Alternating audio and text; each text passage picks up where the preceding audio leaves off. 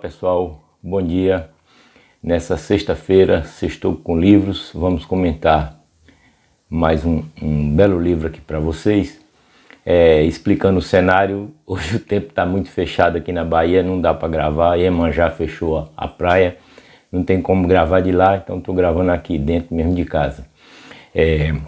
O livro de hoje chama-se Espelhos e tem um subtítulo interessante que é Uma História Quase Universal. O autor desse livro é Eduardo Galeano. Eduardo Galeano, em breves palavras, é um escritor, um literata, um historiador uruguaio, né? Nasceu em 1940 e faleceu há 5 anos, em 2015, 6 anos, né? E nos faz muita falta. Ele é um pensador da América Latina, em especial, mas do mundo, né, de uma forma geral. Tem vários vídeos dele aí na internet, tudo. E inclusive nesse vídeo de hoje eu vou fazer um pouco diferente, porque eu vou falar brevemente aqui sobre esse livro e o autor, obviamente.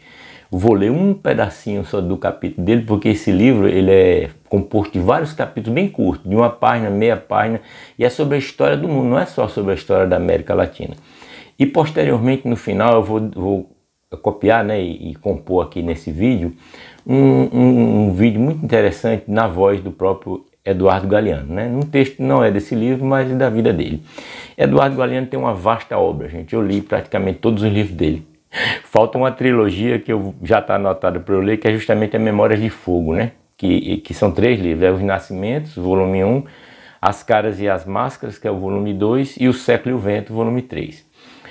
Quem é da minha geração, ou próximo à minha geração, ou seja, quem tem 40, 50, 60, 70 anos por aí, na juventude, com certeza lê um livro, que obviamente eu vou depois comentar também aqui numa dessas sexta-feira, que é As Veias Abertas da América Latina. É um livro marcante, né, para quem foi da minha geração e principalmente porque ele foi produzido na época da ditadura nossa, né? Então é um livro lindo, belíssimo, mas o que eu quero comentar hoje é este aqui, Espelhos, que é uma coisa assim, eu digo sempre que ele escreve poesia em prosa, né? Eduardo Galeano, é genial. Eu recomendo fortemente esse livro para todos, né?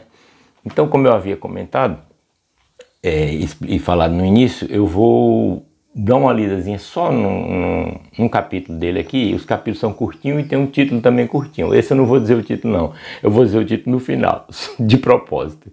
Então veja bem o que é que coloca aqui nesse capítulo, né, do livro. Seus inimigos dizem que foi rei sem coroa e que confundia a unidade com a unanimidade. E nisso seus inimigos têm razão. Seus inimigos diziam que, se Napoleão tivesse tido um jornal como o Grama, nenhum francês ficaria sabendo do desastre de Waterloo. E nisso seus inimigos têm razão.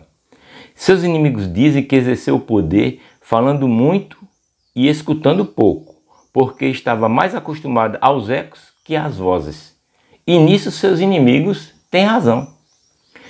Mas seus inimigos não dizem que não foi para posar para a história que abriu o peito às balas quando veio a invasão, que enfrentou os furacões de igual a igual, de furacão a furacão, que sobreviveu a 637 atentados, que sua contagiosa energia foi decisiva para transformar uma colônia em pátria, e que não foi por feitiço de mandinga nem por milagre de Deus que essa nova pátria conseguiu sobreviver a 10 presidentes dos Estados Unidos que já estavam com o guardanapo no pescoço para almoçá-la com faca e garfo.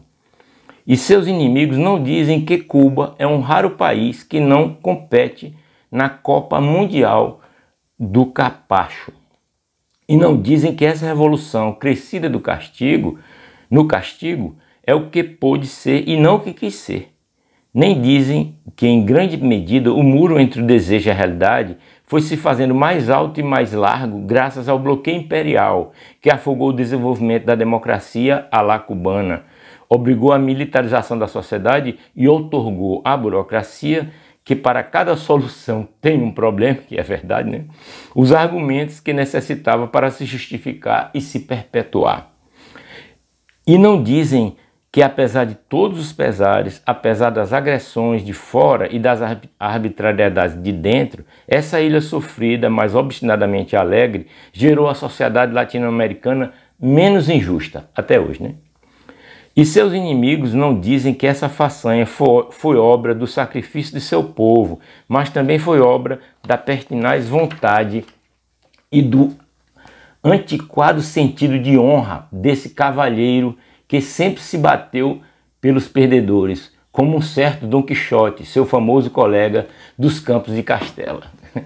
Óbvio que o título desse pequeno capítulo, desse belo livro, é Fidel, né? Então, eu deixo vocês agora com a palavra do autor, né? Um texto que eu acho muito bonito, andou circulando aí no Zap, rede social, e eu faço questão de incorporar aqui nesse vídeo. Um bom dia para vocês todos aí. Por favor, depois, quem não tiver inscrito, se inscreva, coloque o sininho para as notificações, né? E também comentem o que desejarem e curta o vídeo. Humanito.